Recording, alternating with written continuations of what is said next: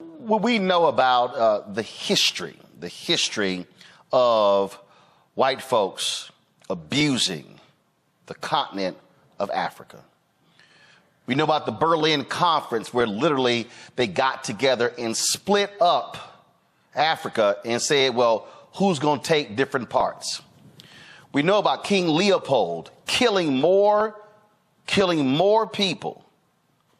Let me be very clear, killing more people in the Congo than Hitler killed Jews in Europe. We can go on and on and on how the French,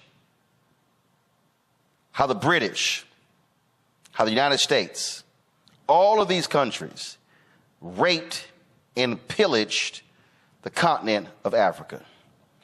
Now we have the caucasity of Erik Prince, the founder of Blackwater, the largest private military company in the world. He actually said this in a recent interview.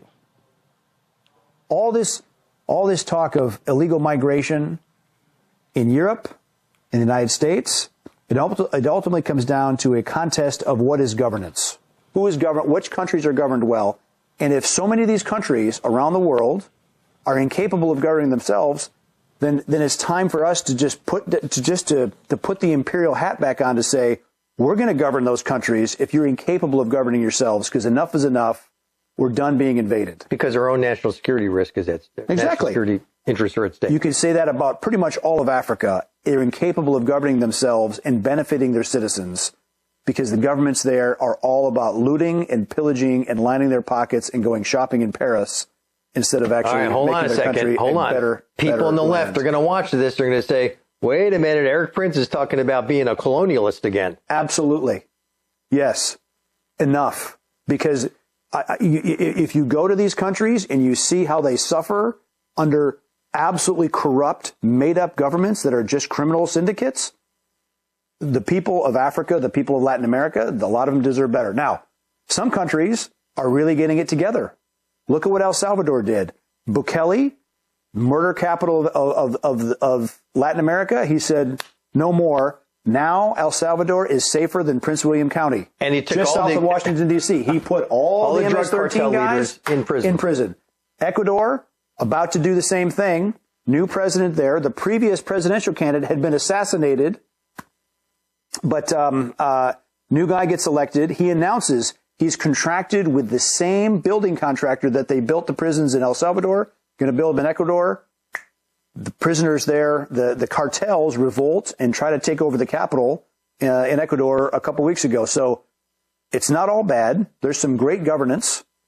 I like at Argentina. God bless Milei. I mean, yes. So, but the countries that cannot fix themselves, particularly in Africa, the worst, it's time to think about other governance options because they are clearly not capable of self-government.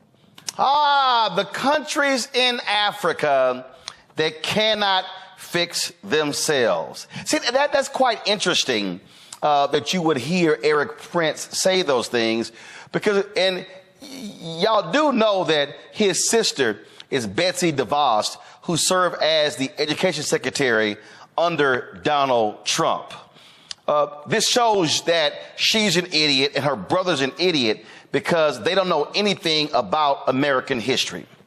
In fact, I'm going to use one particular country y'all heard me just mention, the Congo.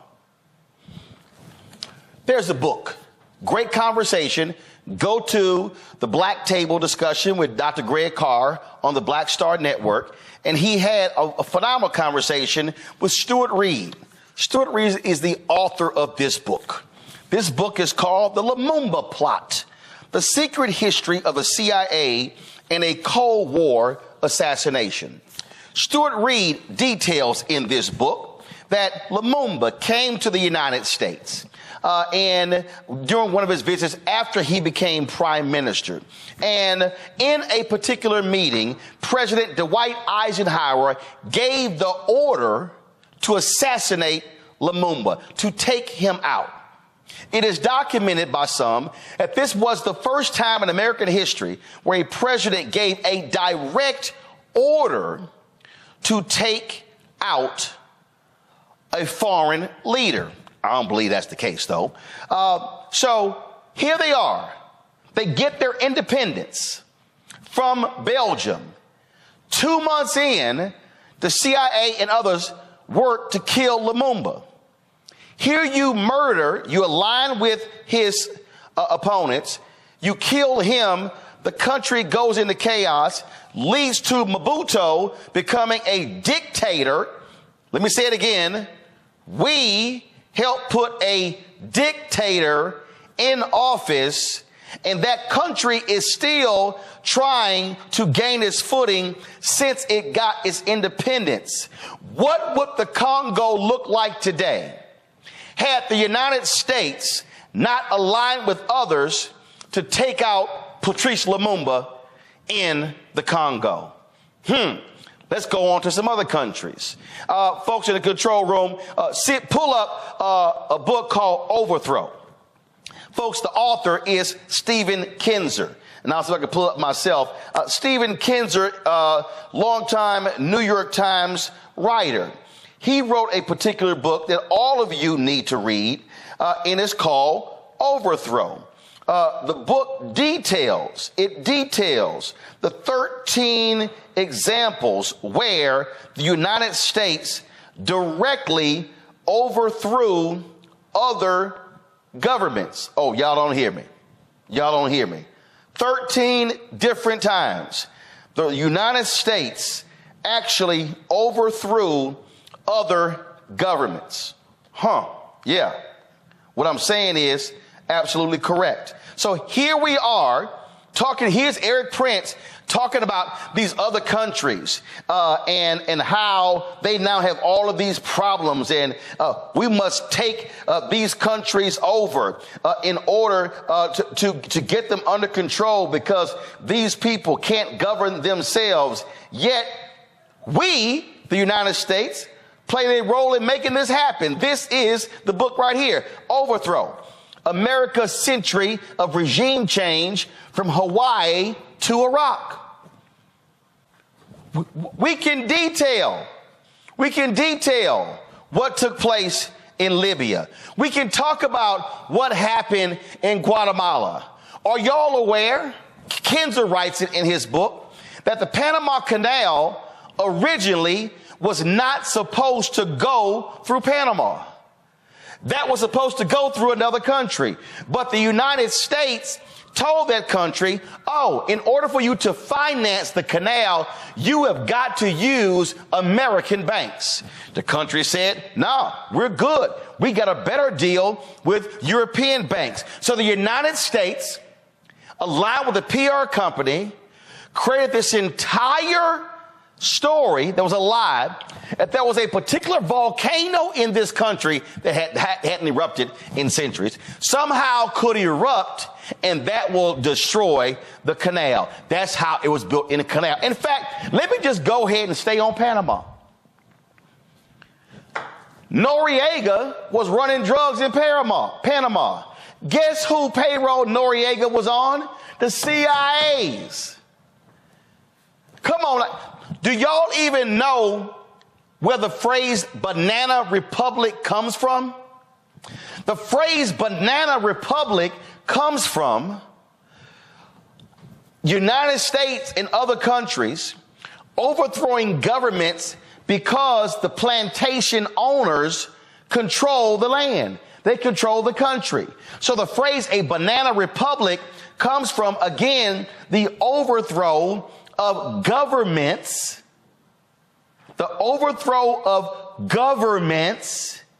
to aid economics. Let's not talk about Chile. Kinzer details that ITT, one of the first global companies, called the CIA and said, hey, we'll pay for y'all to overthrow Chile.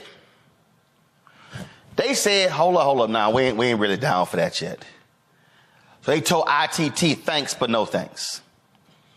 They then came back a couple of years later when Allende became the president. Allende said, wait a minute. Why are we sitting here, all these other companies controlling telecommunications, controlling all of our economics? Allende says, we're going to nationalize this. America, oh hell no. Whoa, hold up. You talking about you going to nationalize all this stuff? That means these American companies not going to keep making all this money? No, hell no. Guess what we did? Call ITT. We overthrow Chile. Got rid of Allende. Put in Pinochet, who killed millions of folks. America did that. I'm sorry. Why were the Iranians so pissed off at us in 1979? The story that we've all been told, the Iranians, the Ayatollah, Khomeini, the crazy rabbit Muslims, they took over the country, want to destroy our freedoms. See, you can't talk about 1979 and the hostage crisis if you skip over 1953, 26 years earlier. And now you might say, well, Roland, what happened 26 years earlier? Well, there was a democratically elected prime minister. His name was Mossadegh. Mossadegh said, I don't understand. How is all of this oil ours? And we only get like 5 to 7% of the money. Why is British Anglo-Iranian oil, now known as BP, how are they taking all the money? So Mossadegh said, no, we keeping our oil to rebuild our country. The British said, oh, hell no, you not. Because y'all got to understand, the British economy had been taken. All of that Iranian oil was paying for the British economy. They said, no, you not. Oh, no, you not. But see, the British, y'all, the British wasn't trying to go as far as overthrowing the government in Iran. The United States went, we'll do it. We got y'all. So the United States began to distribute flyers in the country, pushing out misinformation in Iran against Mossadegh. Took out Mossadegh, put in a general. The general wouldn't do what America said. We then took the general out, and we then said, here's the Shah. So we put in the Shah of Iran. Put the Shah of Iran in. Then we, our CIA, trained the Shah's thugs. So the Shah's thugs that were beating down on people all across the country, put them in place. Now do the math.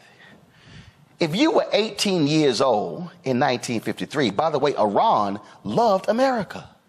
Iran loved America. After this, Iran hated America. So you 18 years old in 1953. You 10 years old in 1953. Well, 26 years later, you 36. You 44. So the uprising in 79 can be traced back to 1953. Chavez, when he became president of Venezuela, oh, hell no. Don't you dare nationalize the oil. Company called Citgo. You ain't doing that. Don't you do that. Y'all, we could run through a list of South American countries. I ain't even mentioned us wanting to take over Cuba. We can run through South American countries, Latin American countries. We can run through African countries. We can go through the Middle East, and we will show. Y'all heard in the thing, he said, America's national interests. We, the United States. See, this is the stuff they never wanted to teach us in school. One of the reasons why you have instability all over the country is because you had the United States, John Foster Dulles, Allen Dulles. Yeah, Dulles Airport, named after one of them. They were the ones, Secretary of State, running the CIA, and that was American foreign policy. Take your pick. Nicaragua, Guatemala, Panama, Venezuela, Mexico, on and on and on. So all of the countries that Erik Prince is now saying they can't run their country, it's because we, along with the French and the British, destabilized those countries, destabilized the leadership by taking the leadership out, paid for overthrows and coups in those countries, and now we trying to say, I don't know how y'all don't know how to act. I don't know how y'all don't know how to run your own country, when we the ones who actually created the very destabilization that we're talking about today. And last point, we then took the resources, or we put the clamps on the countries by using economics. Any of y'all read that book, The Diary of an Economic Hitman? How we sat here and saddled many of these countries after they got their freedom with enormous amounts of debt, took over their ports, took control of their treasury and their banks, and now saddle them with massive debt they can't never repay. Country gets mad, inflation high, food prices high, gas prices high, wages low, creates dissension in the country, and now the people in the country are constantly fighting because of the economics, and we are the ones who actually made it happen. In this very short time, I've laid out to you what American foreign policy was for most of the 20th century. And here you have this thug, Erik Prince, who wants to blame the very people for their problems when he does not want to hold accountability for the real culprits of the instability, and that has been the West. Michael Imhotep. You're on mute. There you go. There you go. You're on. Go ahead. Okay. Yeah, you laid out an extensive history dealing with the U.S. and other foreign powers being involved in overthrowing governments of African nations, Latin American nations.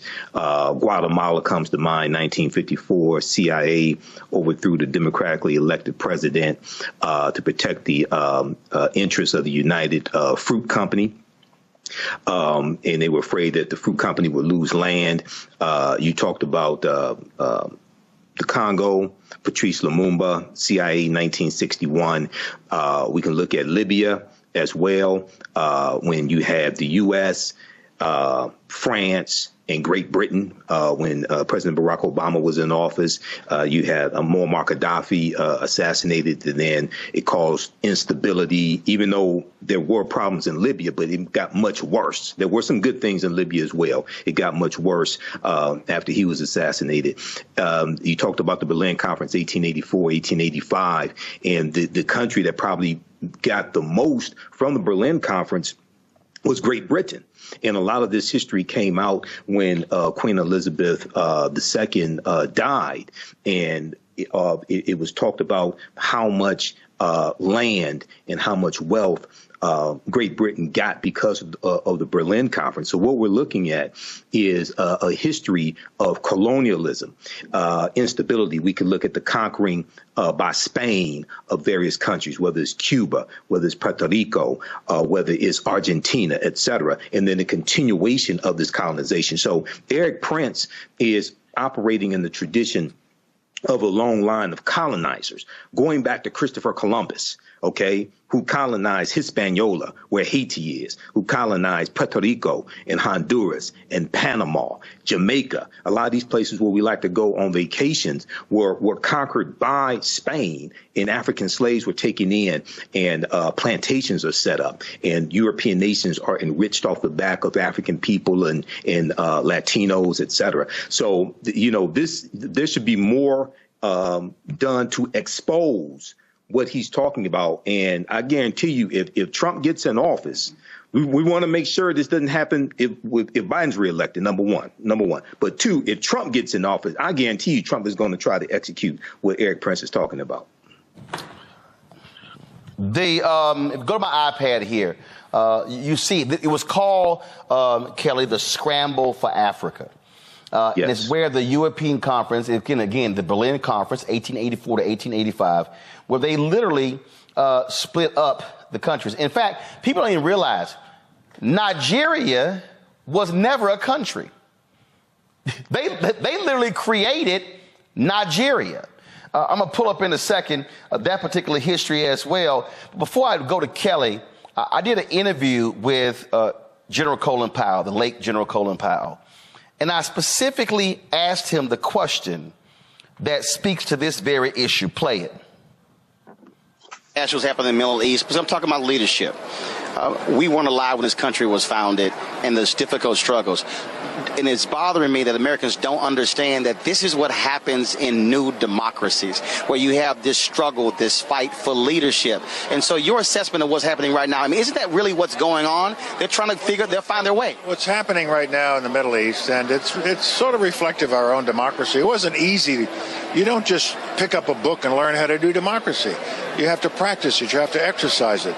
And so when some of these autocratic leaders left in Egypt and Tunisia, Libya, and places like that, there's no democracy just ready to spring up. You got to grow it. And you grow it by people believing in their country, by people respecting the new leadership, by different sections of the country coming together and not fight over the spoils. And above all, by creating institutions of democracy, how to vote, law, corporate law so you can protect the economy, civil rights that are protected, a free press, the end of corruption. Those are the seeds of democracy. So don't be shocked that we're having this kind of difficulty in the Arab Spring countries, because they have to learn how to be Democrats and small d. They have to learn how to govern themselves. And America has an important role to play in helping them learn. We can't do it for them. They don't want us to do it for them. But they want us to help. Just kind of let us figure it out. You be there to help us when we need your help. Kelly?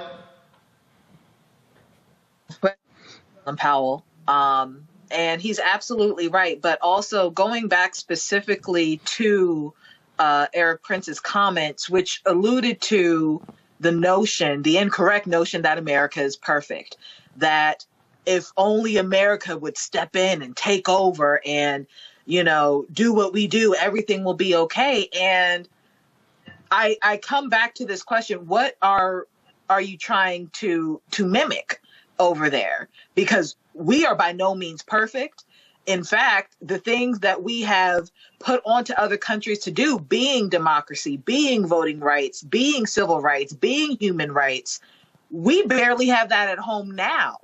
So how exactly are you to teach someone else when you don't even know how to apply it to your own governments here correctly anyway? And I'm not saying that we are as bad as, you know, other countries that are in the baby stages of building their own democracies.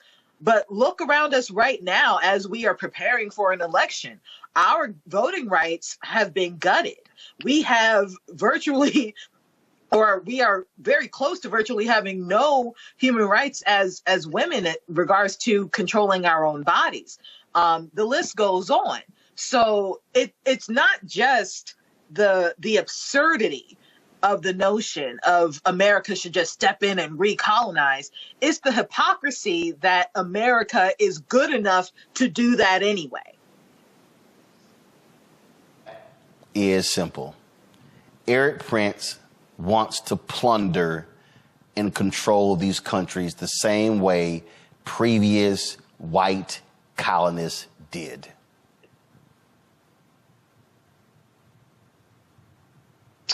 I don't know if that was for me. That's for you. That's for you. That's for you. Okay, thank you. I didn't hear it, but Yeah, I said Matt. Go ahead. I first have to laud you, Roland, because I think that was a masterclass in history that's necessary for the context.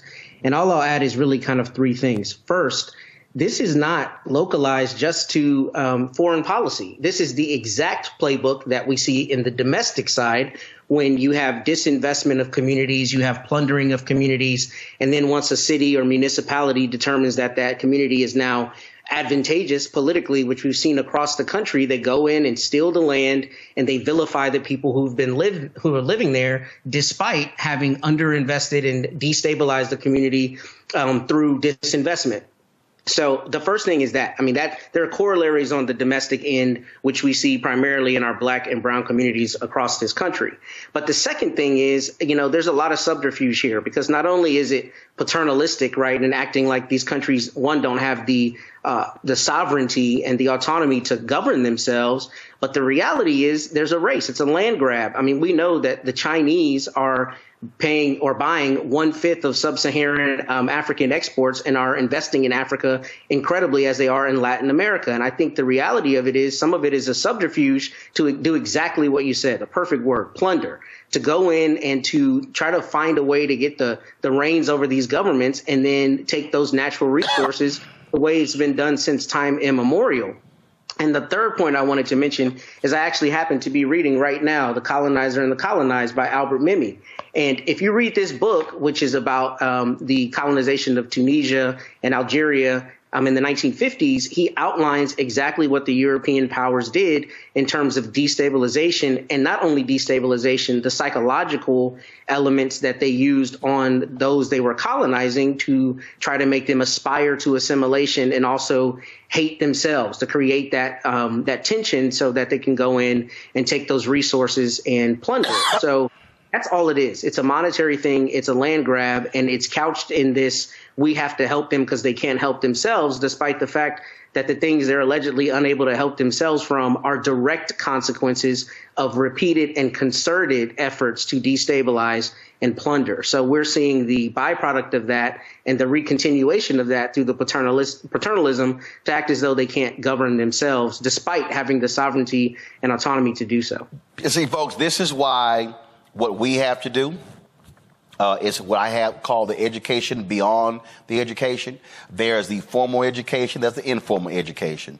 And so I was pulling up here, and so a phenomenal book of Stephen Kinzer. Go to my iPad. I read this book here. It's called All the Shah's Men, An American Coup and the Roots of Middle East Terror. An unbelievable book for you to begin to understand what happened in Iran and why these countries in the Middle East feel the way they do about the United States today. This other book, boom, Bitter Fruit, The Untold Story of the American Coup in Guatemala. Same thing. You see right here, it says right here, though the events in Bitter Fruit happened almost 28 years ago, there's an intriguing similarity to some of the phrase-making of the State Department in Central America today.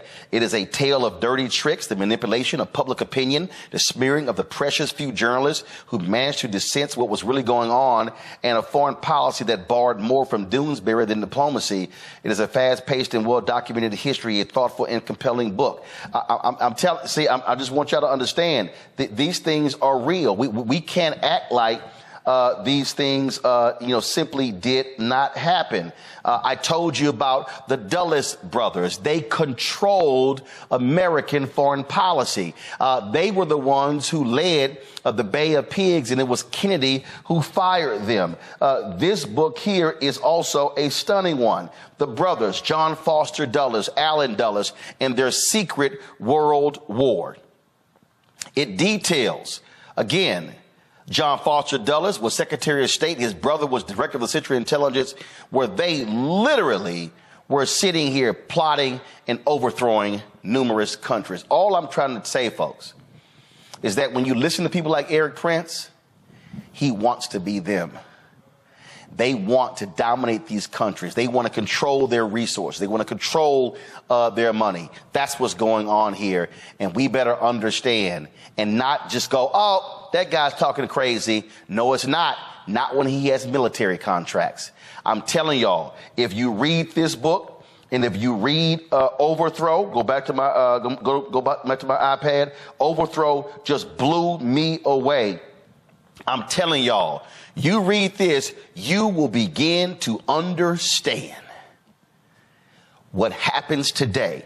The problem that we have in this country is that when we talk about today, we're not factoring in the last 50, 60, 70 years and more. We're not. So we're just like, oh, what's going on today? Nope. There are reasons why many of these countries have instability and have unstable leadership. And it's because in many of these cases, the United States of America played a role in destabilizing these countries. All right, visit our website, AfricanHistoryNetwork.com, AfricanHistoryNetwork.com. You can support the African History Network. $, the AHN show through Cash App and through PayPal as well, paypal.me/the AHN show. So we have our Cash App link here right on the homepage of our website, as well as PayPal. So that helps us keep doing the research, stay on the air, keep broadcasting, etc. Pay some of the bills. Register for the fantastic online history course I teach on Saturdays, 4 p.m. Eastern Standard Time. Now, we do the sessions live. All the sessions are archived and recorded. You can go back and watch this anytime. And even after the course is over with, you'll still have access to watch the class. Ancient Kemet, one of the original names for Egypt, the Moors, and the Ma'afa, understanding the transatlantic slave trade, what they didn't teach you in school. It's a 12-week online history course. It just started up. Click right here to register. And you can do debit card or credit card or pay through PayPal. We have our class lesson plan right here as well. There are over 200 slides that we look at in the class, 80 to 100 articles. 15 books that we reference. You don't have to buy any of the books. I'll show you excerpts of the book right on the screen. The video clips that we look at, etc. Interviews I've done with many of our scholars like Professor James Small, Professor Kaba Kamene, Anthony Browder, Runoko Rashidi, and more. Click right here to download the lesson plan. And you can, we have a overview of the class right here as well. All right, look, we have to get out of here. Remember, at the African History Network, let's see here. So hopefully you all learned a lot today. Give us a thumbs up, give us a heart, give us a like on this broadcast. Remember, at the African History Network, we focus on educating, empowering, and inspiring people of African descent throughout the diaspora and around the world, because right now it's corrects wrong behavior. What you do for yourself, what you do to yourself, and what you allow other people to do to you and get away with is based upon what you think about yourself. It's not over till we win. Wakanda forever. And we'll talk to you next time.